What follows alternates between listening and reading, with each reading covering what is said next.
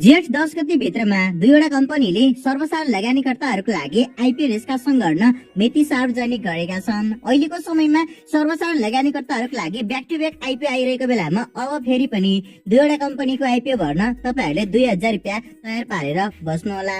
यसर्थ आजको यो भिडियोमा हामीले आइपिओ निष्कासन गर्न मिति सार्वजनिक गरेका यी दुई कम्पनीहरू कुन कम्पनीले कतिको आइपिओ निष्कासन गर्दैछ, कुन कम्पनीमा हामीले शेयर पाउने सम्भावना धेरै रहला, यी कम्पनीहरूले आइपिओ निष्कासन गरिरहँदा इपिएस कति छ, प्रतिशत नेटवर्क कति रहेको छ, सो अनुसार कम्पनीहरूले ओपनिङ प्राइस कति पाउलान् र हामीले कति रुपियाँ नाफा कमाउन सकिएला, यी सम्पूर्ण कुराको बारेमा एकमुष्ट रूपमा जानकारी दिनेछौँ। यसर्थ तपाईहरु पनि नयाँ कम्पनीको आइपिओ को पर्खाइमा हुनुहुन्छ भने यो भिडियो स्किप नगरी अन्तिमसम्म हेर्नुहोला। यस्तै आइपिओ एफपिओ शेयर मार्केट सम्बन्धी जानकारीहरू एकै ठाउँमा हेर्न सुन्नको लागि हाम्रो च्यानललाई सब्स्क्राइब गर्नुहोला र हामीसँग जोडिनुहोला। फेसबुक पेज र टिकटकमा हेर्दै हुनुहुन्छ भने फलो गर्नुहोला। अब भने ढिला नगर लागौ विषयवस्तुतर्फ नै। पहिलो कम्पनी रहेको छ सोनो रिभर्स कम्पनी लिमिटेड। यस कम्पनीले पहिलो चरणमा आयोजना प्रभावित स्थानीय बासिन्दा र वैदेशिक रोजगारमा रहेका नेपाली नागरिकहरूलाई आइपिओ निष्कासन गरी बाँडफाँड गरेर अब बाँकी रहेको शेयरमा केही प्रतिशत म्युचुअल फन्डलाई र केही प्रतिशत कम्पनीका कर्मचारीहरूलाई छुट्याएर अन्तिम चरणको आइपिओ वैशाख 29 गतेदेखि सर्वसाधारण लगानीकर्ताहरूमा निष्कासन गर्दैछ। कम्पनीले आफ्नो जारी पुँजी 93 करोड 75 लाख रुपियाँको 20% उनाउने 18 करोड 75 लाख रुपियाँ बराबरको 100 रुपियाँ अंकित मूल्यका दरले 18,75,000 किता आइपिओ निष्कासन गर्नको लागि अनुमति पाएको थियो, जसमध्ये कम्पनीले 9,37,500 किता शेयर आयोजना प्रभावित स्थानीय बासिन्दाहरूको लागि र 93,750 किता शेयर वैदेशिक रोजगारमा रहेका नेपाली नागरिकहरूमा निष्कासन गरी बाँडफाँड गरेको छ। यस्तै कम्पनीले 46,875 किता शेयर सामूहिक लगानी कोष अर्थात म्युचुअल फन्डको लागि र 18,750 किता कम्पनीका कर्मचारीहरूमा पनि निष्कासन गरी बाँडफाँड गरेको छ। कम्पनीले अब बाँकी रहेको करिब 7 करोड 78 लाख 12,500 रुपियाँ बराबरको 100 रुपियाँ अंकित मूल्यका दरले 7,78,125 किता आइपिओ सर्वसाधारण लगानीकर्ताहरूको लागि वैशाख 29 गतेदेखि निष्कासन गर्दैछ, जसमा 77,812 जना लगानीकर्ताहरूले 10 किताको दरले र 10 किता शेयर हाट पार्ने लगानीकर्ताहरूको बीचबाट पनि 20 किता भन्दा बढीको लागि आवेदन दिने 5 जना मात्र भाग्यमानी लगानीकर्ताहरूले 1 किता थप गरेर 11 किताको दरले यो कम्पनीको शेयर हाट पार्न सफल हुनुहुनेछ।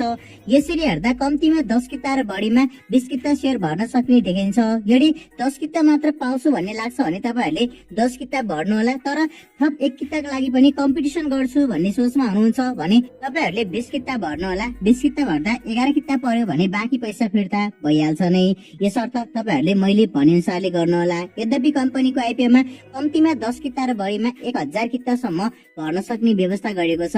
29 गते निष्कासन गर्ने यो कम्पनीको आइपिओ निष्कासन भण्ड छिटोमा जेठ 1 गते हुनेछ भने उक्त समयमा सम्पूर्ण शेयर खरिद गर्नको लागि आवेदन पर्न हुने आवेदन दिने समयलाई जेठ 12 गतेसम्म लम्ब्याउन सक्ने कम्पनीले जनाएको छ। तर यस कम्पनीले निष्कासन गरेको आइपिओमा पहिलो दिनमै माग भन्दा धेरै आवेदन पर्ने उच्च सम्भावना रहेको हुँदा जेठ 1 गते भित्रमा यो कम्पनीको आइपिओ भरिसक्नुहोला। त्यो भन्दा पछाडि कम्पनीको आइपिओमा आवेदन दिने समय भने लम्बिने छैन। यसरी कम्पनीले निष्कासन गरेको संख्या ठिकठाक भए पनि पहिलो चरणमा निष्कासन गरेको आयोजना प्रभावितको 9,37,500 किता र कम्पनीका कर्मचारीहरूमा निष्कासन गरेको 18,750 किता शेयर 3 वर्ष पछाडि मात्र किनबेच गर्न मिल्नेछ। यस्तै म्युचुअल फन्डमा निष्कासन गरेको 46,875 किता शेयर 6 महिना पछाडि मात्र किनबेच गर्न मिल्छ। यसले गर्दा सर्वसाधारण लगानीकर्ताहरूमा निष्कासन गरेको 7,78,125 किता र वैदेशिकमा निष्कासन गरेको 93,750 किता शेयर मात्र अहिले कारोबारमा आउनेछ। अर्थात् थोरै मात्र शेयर कारोबारमा आउने हुँदा हामीले नाफा कमाउने सम्भावना धेरै रहन्छ। आइपिओ निष्कासन गर्नको लागि गराएको रेटिङमा रेटिङ एजेन्सी इक्रा नेपाली कम्पनीलाई इक्रा एनपी इस्यो रेटिङ BB+ प्रदान गरेको छ। यसले कम्पनीको वित्तीय दायित्व वहन गर्ने क्षमतामा मध्यम जोखिम रहेको संकेत गर्दछ, अर्थात् ठिकठाक छ भन्ने बुझिन्छ। यस्तै कम्पनीको प्रति मेगावाट लागत 20 करोड 14,14,000 रुपियाँ रहेको छ। यो एकदमै राम्रो मानिन्छ। हाइड्रो पावर कम्पनीहरूमा 20 करोड या 20 करोड भन्दा कमको प्रति मेगावाट लागत हुनु एकदमै राम्रो मानिन्छ। यो कम्पनीको इपिएस 4.98 पैसा र प्रतिशत नेटवर्क 105.06 पैसा रहेको छ। यसरी कम्पनीले 100 रुपियाँदेखि 300 रुपियाँसम्मको ओपनिङ रेन्ज पाउनेछ र ओपनिङ प्राइस सम्भवतः 300 रुपियाँको पाएर कारोबारमा आउनेछ।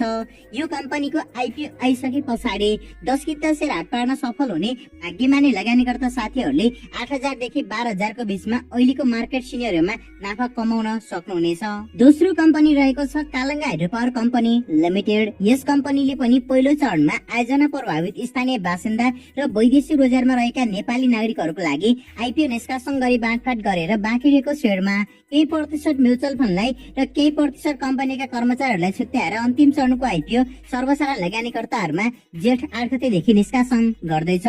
यो कम्पनीले आफ्नो जारी पुँजी 1,40,40,00,000 रुपियाँको 35%ले हुने 49 करोड रुपियाँ बराबरको 49 लाख किता आइपिओ निष्कासन गर्नको लागि अनुमति पाएको थियो, जसमध्ये 14 लाख किता साधारण शेयर आयोजना प्रभावित स्थानीय बासिन्दाहरूको लागि र 3,50,000 किता शेयर वैदेशिक रोजगारमा रहेका नेपाली नागरिकहरूको लागि निष्कासन गरी बाँडफाट गरिसकेको छ।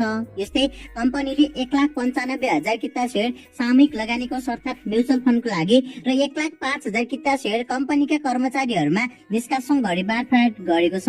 यसरी कम्पनीले पहिलो चरणका सबै शेयर निष्कासन गरेर बाँकी रहेको 28,77,00,000 रुपियाँ बराबरको प्रति शेयर 100 रुपियाँ अंकित मूल्यका दरले 28,77,000 किता आइपिओ सर्वसाधारण लगानीकर्ताहरूले भर्न सक्ने व्यवस्था गर्दै जेठ 8 गतेदेखि निष्कासन गर्दैछ, जसमा 2,87,000 जना लगानीकर्ताहरूले 10 किताको दरले शेयर हाट पार्न सफल हुनेछन्। यो कम्पनीमा हामीले मात्र 10 किता भर्ने देखिन्छ, किनभने यसमा 11 किता 12 किता पाउने चान्स पनि छैन। यसर्थ तपाईहरुले यो कम्पनीको आइपिओ भर्दै हुनुहुन्छ भने 10 किता मात्र भर्नुहोला। यद्यपि कम्पनीमा 10 किता वा बढीमा 20,000 कितासम्म भर्न सक्ने व्यवस्था भने गरिएको छ, तर तपाईहरुले 10 किता मात्रै भर्नु उचित हुने देखिन्छ। कम्पनीले निष्कासन गरेको आइपिओमा लगानीकर्ताहरूले जेठ 8 गतेदेखि जेठ 13 गतेसम्म आवेदन दिन सक्ने व्यवस्था गरिएको छ। यदि उक्त समयमा सम्पूर्ण शेयर खरिद गर्नको लागि आवेदन पर्न भने आवेदन दिने समयलाई जेठ 22 गतेसम्म लम्ब्याउन सकिनेछ, तर यो कम्पनीको आइपिओमा पहिलो दिनमै माग भन्दा धेरै आवेदन पर्ने उच्च सम्भावना रहेको हुँदा तपाईहरुले जेठ 13 गते भित्रमा यो कम्पनीको आइपिओ भरिसक्नु होला। त्यो भन्दा पछाडि कम्पनीको आइपिओमा आवेदन दिने समय भने लम्बिने छैन। आइपिओ निष्कासन गर्नको लागि गराएको रेटिङमा रेटिङ एजेन्सी केरेटिङ नेपालले कम्पनीलाई केरेनपी BB इस्यु रेटिङ प्रदान गरेको छ। यसले कम्पनीको दायित्व वहन गर्ने क्षमतामा मध्यम स्तरको जोखिम रहेको संकेत गर्दछ भने कम्पनीको प्रति मेगावाट लागत 28,30,62,120 रुपियाँ 68 पैसा रहेको छ। यो भने एकदमै कमजोर रहेको छ। यसरी हेर्दा हामीले यो कम्पनीको शेयर पाइहाल्यौ भने हामीले सत्तमै सेल गरेर प्रफिट बुक गर्नुपर्छ। लङ टर्मसम्म राख्दा यो कम्पनीमा हामीले नाफा कमाउने चान्स एकदमै कम हुनेछ भने कम्पनीले आइपिओ निष्कासन गर्ने समयमा इपिएस -1 रुपियाँ 48 पैसा रहेको छ, अर्थात् केही लसमा रहेको छ र प्रतिशत नेटवर्क पनि 98 रुपियाँ 5 पैसा रहेको छ। यो पनि थोरै कमजोर रहेको छ। यसरी हेर्दा यो कम्पनीले 98 रुपियाँ 5 पैसादेखि यसैको 3 गुणाले हुने 295 रुपियाँ 60 पैसासम्मको ओपनिङ रेन्ज पाउनेछ र ओपनिङ प्राइस पनि यसैको बीचबाटै पाएर कारोबारमा आउनेछ। यो कम्पनीमा हामीले 10 किता शेयर हाट पार्न सफल भयो भने 6,000 देखि 10,000 को बीचमा नाफा कमाउन सक्ने देखिन्छ। यसर्थ यो कम्पनीको आइपिओ पनि अवश्य भर्नुहोला। यससँगै आजको भिडियो यति नै। अब भेट्ने अर्को नयाँ भिडियोमा।